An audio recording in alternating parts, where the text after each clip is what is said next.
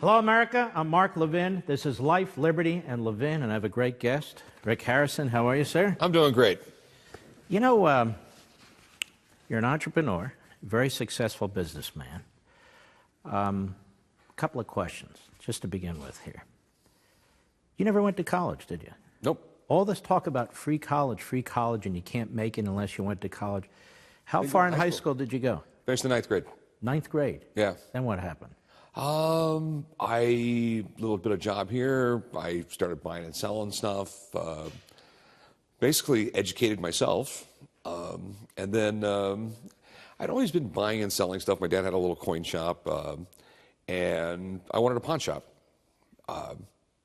So I went down to City Hall, and they told me, no, you can't get a pawn shop. In Las Vegas? In Las Vegas. And I asked them why, and they pulled out the city code. And apparently what happened in 1955, the good old boys got together, and they passed a city ordinance that when the city population got to 250,000, they would issue one more pawn license.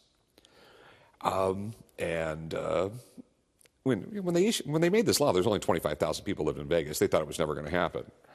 So I'm 22 years old, and pawn license, if someone has one for sale, back then it was 500,000, 700,000, something like that.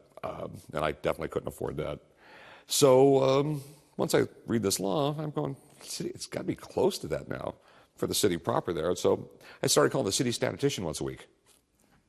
And then in April of '88, he said, yeah, we think it's 250,000. So, I'm no longer a naive 22-year-old. I'm a naive 23-year-old. I go down to city business license. It's 250,000. I want my license. They didn't give it to me, but 6 months later, a judge said he was the first one there, give him the license. You had to go to court to get a license to open a store. Yes.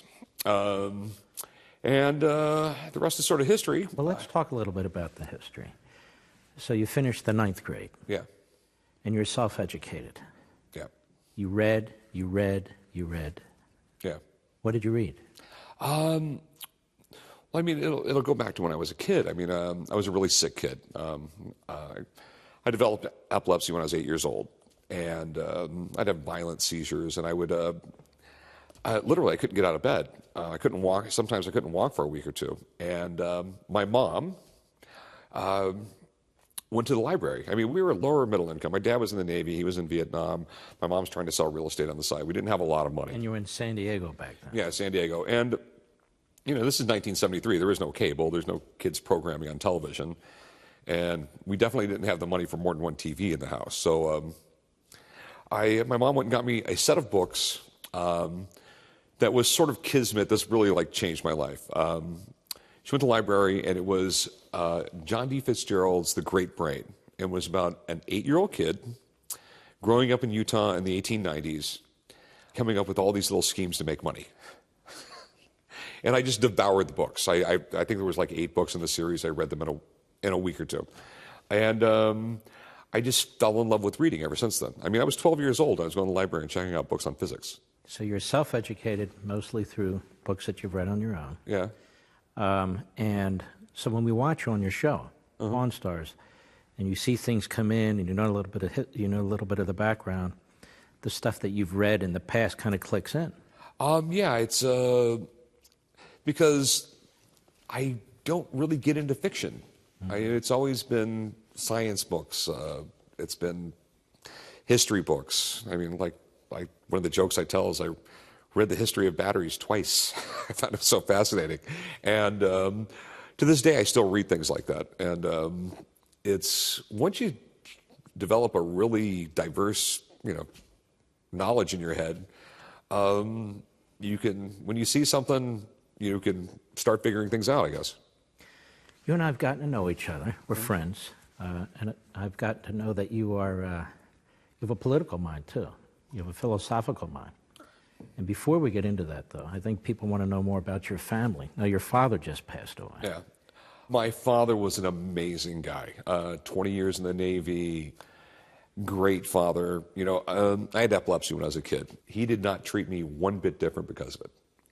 When I was 12 years old, it was 5:30 in the morning, Saturday morning, get out of bed, grab your nail bags. Because my dad would not buy apartments unless there was a condemned sticker on every door. because he could get them so much cheaper, and we rehabbed He them. was investing in real estate. Yeah. So when he started making work construction when I was 12 years old. I mean, like I said, never treated me He different. worked hard his whole life. No, yeah, he did. He worked. He was always a hard worker. He was. I mean, he had the world's greatest work ethic. You know, he used to always tell me like, family's everything. There is no choice about taking care of your kids. You know, he, like I said, you know, me and both my brothers, you know, we were construction with him when we moved to Las Vegas when I was 16. You know, he ended up going broke in '81. And all of a sudden, we're going to move to the land of milk and honey. We're going to move to Vegas, okay? Because he had had a little business where he bought and sold gold on the side. And so he came to Vegas to open up a little coin shop. And I worked with him then, and then just kept on working with him my whole life. And you two really got along, didn't you? We always got along. I mean, there was the joke I'd always tell is like the greatest thing about my business is working with my family, and the worst part of my business is working with my family. But he was my best friend. He was my best friend my entire adult life. And you get into this pawn business. Did you know anything about the pawn business? I knew about buying gold and silver, and I knew the basics. There was this old pawnbroker in town that I met that helped me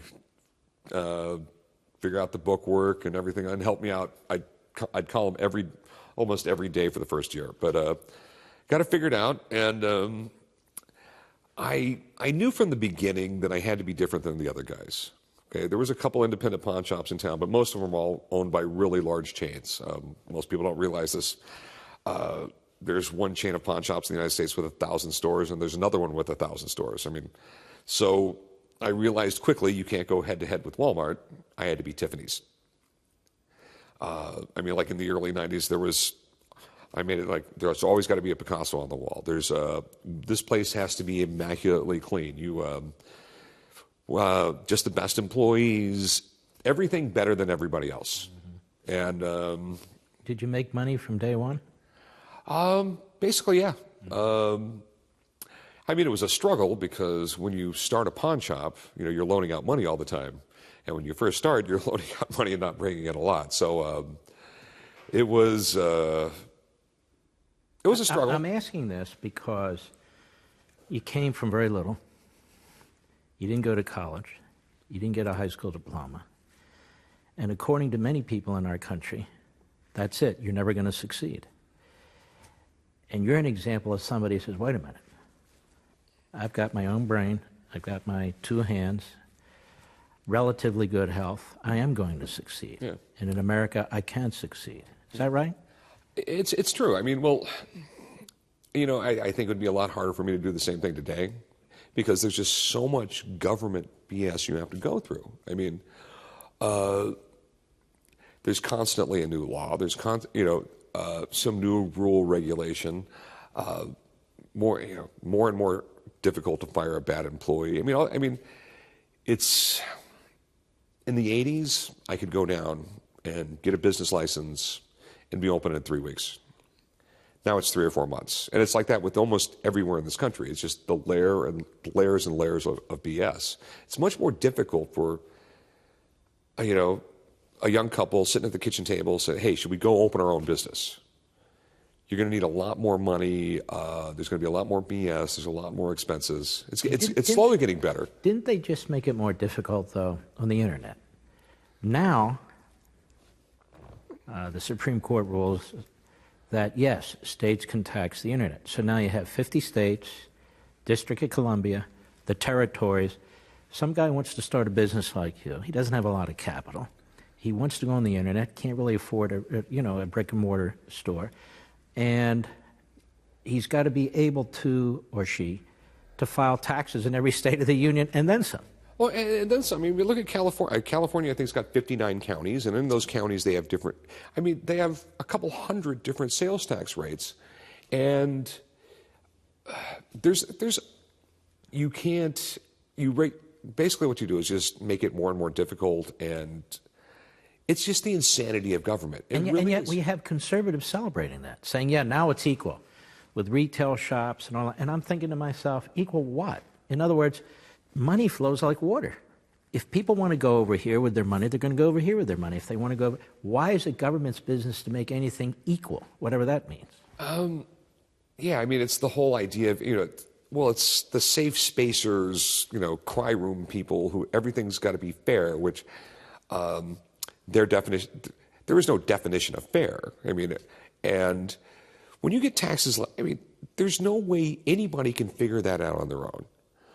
It's I mean, all these various taxes and jurisdictions and so forth. yeah, I mean, and like I really like Trump. I mean, I think he's doing an amazing job. You're a big fan of his. Yeah, big fan of his. I don't agree with everything he Right. does.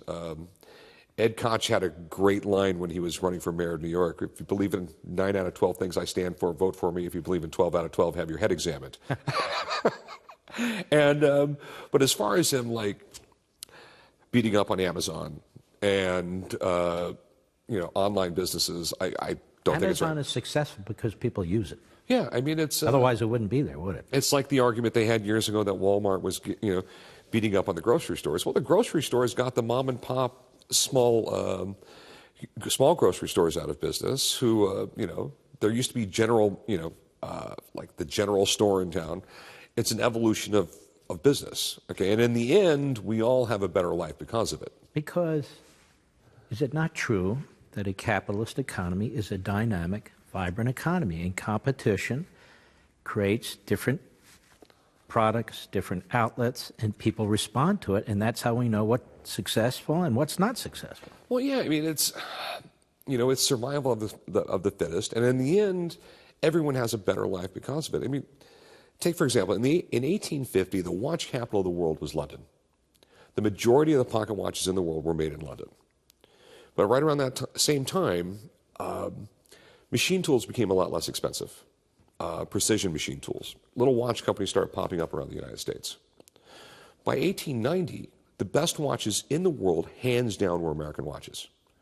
As a matter of fact, they were so good that the Europeans were trying to sell watches with American-sounding names. That's why Congress had to pass a law saying the origin of watch has to be printed on the dial.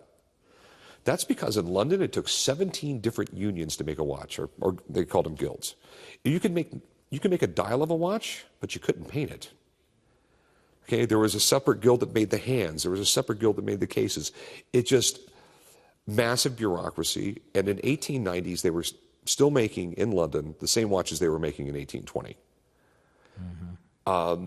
And that's just one example of capitalism. There's a million examples out there. And socialism doesn't work. Big government doesn't work. And yet, when we come back, I want to discuss that with you, because this debate over democratic socialism seems to be going hot and heavy, at least in one party, and the power of government in terms of commerce seems to be accepted by both parties, or at least people in both parties. So we'll discuss it as soon as we come back.